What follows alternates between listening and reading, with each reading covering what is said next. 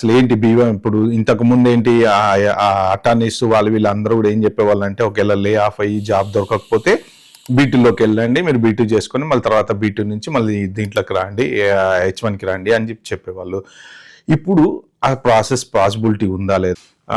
Main important thing, ఇంతకు ముందు USCIS వాళ్ళే చెప్పారు కదా, మనం విజిట్ వీసా మించి బీటూలోకి వెళ్ళొచ్చు, మళ్ళీ బీటూలోంచి మళ్ళీ H1కి రావచ్చు అని చెప్పేసి.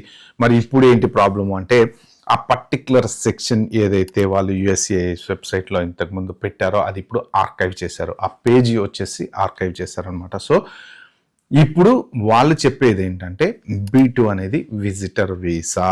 ఓకే, విజిటర్ వీసా మీకు H1 మీద జాబ్లో ఉన్నారు, మీకు లే ఆఫ్ అయ్యారు, ఓకే, మీరు B2 అప్లై చేసుకున్నారు ఫర్ ఎనీ రీజన్, ఏదో ఒకటి మీకు జాబ్ దొరకలేదో whatever it is.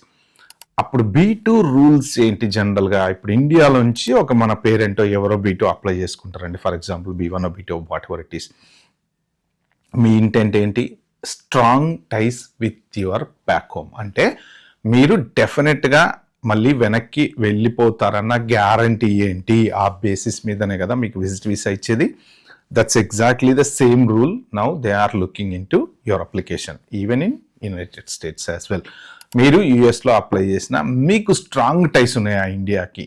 Just మేము B2లో ఉన్నాము, మాకు వీసా ఇవ్వండి, కొన్ని రోజులు మేము అన్ని ప్రాబ్లమ్స్ అన్ని సెటిల్ చేసుకుంటాము అని కాదు. B2 రూల్ ఏంటి అంటే మీరు గ్యారంటీగా వెళ్ళిపోతాము అనేది విజిట్ వీసా. ఆల్మోస్ట్ ఏ కంట్రీకైనా అదే రూల్, మీకు గ్యారంటీగా వెళ్ళిపోతాం అని ఏంటంటే ఇదివరకు అలా B2 చేసుకున్నారు, H1కి వచ్చారు. ఇప్పుడు B2 నుంచి మళ్ళీ మీరు H1 అప్లై చేసుకున్నారు అనుకోండి, యాక్చువల్గా అయితే చేంజ్ ఆఫ్ స్టేటస్ ఇవ్వాలి, ఇప్పటిదాకా ఇచ్చారు, కానీ ఇప్పుడు వాళ్ళు ఏమంటున్నారంటే నీ ఇంటెంట్ రాంగ్. అంటే మీరు కావాలని కొన్ని రోజులు ఇట్లా విజిట్ వీసా ఎందుకు తీసుకున్నారో కంట్రీ చూడడానికో, లేకపోతే మీరు ఏదన్నా విజిట్ వీసా రూల్ ఏంటంటే మనం ఆ కంట్రీ చూడడానికి వెళ్తున్నాం, టైం స్పెండ్ చేయడానికి వెళ్తున్నాం, అది మెయిన్ విజిట్ వీసా లక్షణం. ఇక్కడ ఏంటంటే మీరు టైం బ్రిడ్జ్ గ్యాప్ కింద వాడుకున్నారు దాన్ని, అంటే you have a wrong intent అనేది వాళ్ళు చెప్తున్నారు. అందుకని వాళ్ళు ఏం చెప్తున్నారు? RFEలు ఇస్తున్నారు.